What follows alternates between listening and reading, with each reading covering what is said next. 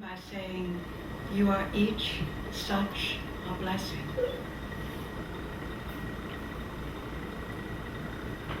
And don't worry, I know all the other little things you did. Don't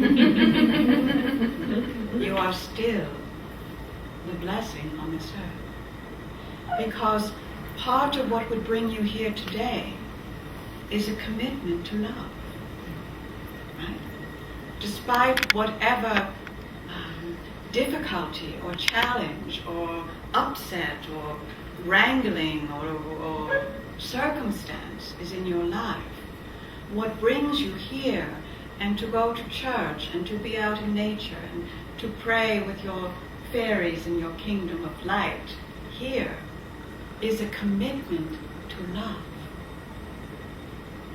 And so I want to say thank you for having a commitment to love.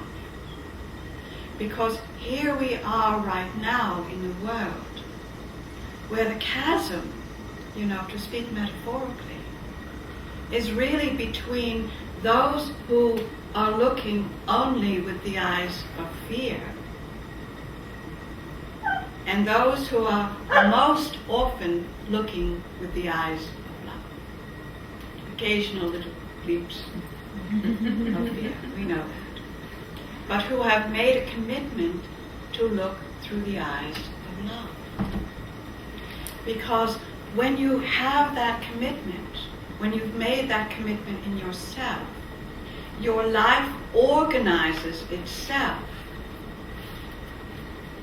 to show you most of the time what it is that's asking for your love. Now I say most of the time. We'll come to that in just a moment. So most of the time, you are being invited to love your friends, your family, Mother Earth, the paper boy who delivers the paper, the one who makes your coffee at Starbucks, the lovely person in the post office who says good morning or not. You're being invited to be the radiant presence of love. And so, how do you manage that? The short answer is you manage that by recognizing that the first person you must love, first person, I didn't say the first God, the first person you must love is yourself. Once you have connected to God in your own way,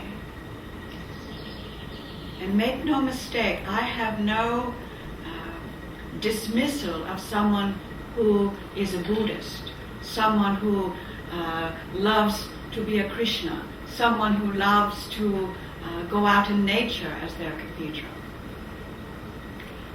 But wherever you go and however you go, it's to find that connection with your Godness, which is also your connection to your goodness. And so your first job is to connect, right, vertically, if you will, into the Godness and the goodness that is God, myself, Buddha, Krishna, Jesus. Right? And in these times especially, that also means connecting into Mother Nature, the planet where you live, having a love and a deep regard and respect for the fact that you're in a human incarnation. You're not at this moment in the stars. You're not in this moment in some other planetary realm. You're here on this planet to be a grounding force of love here, now. So create your connection in whatever your sacred practices are. It can be a walk, it can be church, it can be music, it can be meditation, it can be sacred dance, it can be playing with your animals, it can be loving your children. It is what puts you deeply, completely into a space of love. And so finding that group of things, practices, that fill you and connect you to your godness and your goodness, and then also to this beautiful planet, is what allows your body and being to be like a beautiful fountain of love and light. And so when I talk about loving yourself, part of it is to find the spiritual nourishment that is your food. And what works for Angela, many of those things may work for Diane, but some not. And what works for Diane, many things may work for Deborah, some things not. And so you begin to realize that someone else's spiritual church may or may not serve you. But the common ground, and here's where the world, I hope, can learn, the common ground is a devotion to love.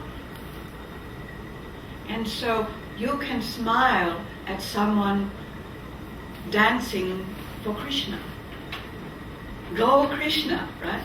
It may not be you, it may not be for you, but you can love their devotion, celebrate their way of being in love with the beloved. If they're curious about what you do, fine, share that. And if not, that's fine too. And so you come into this place of love in yourself first. And you release, I think almost daily now, it's time to release what no longer serves you.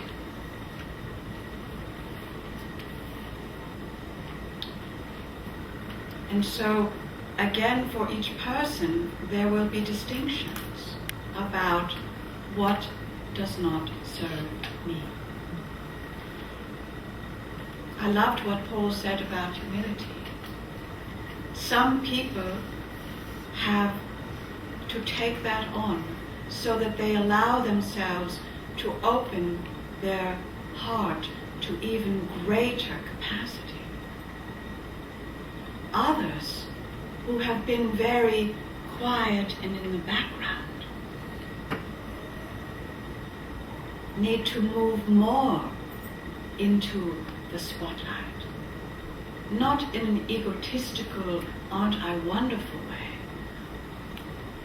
but in a recognition, not to hide their light under a bushel basket, right? Not to hide their light.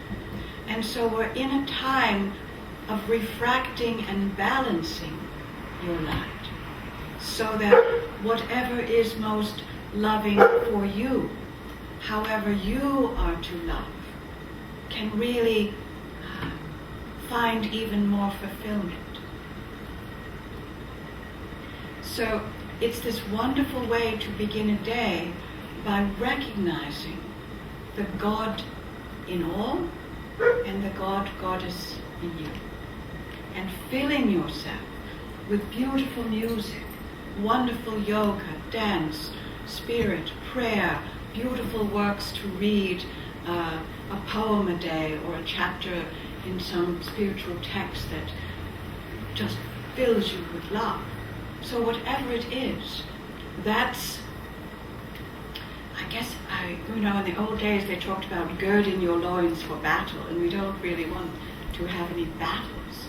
But the idea of preparing yourself to then be out in the world is an appropriate understanding.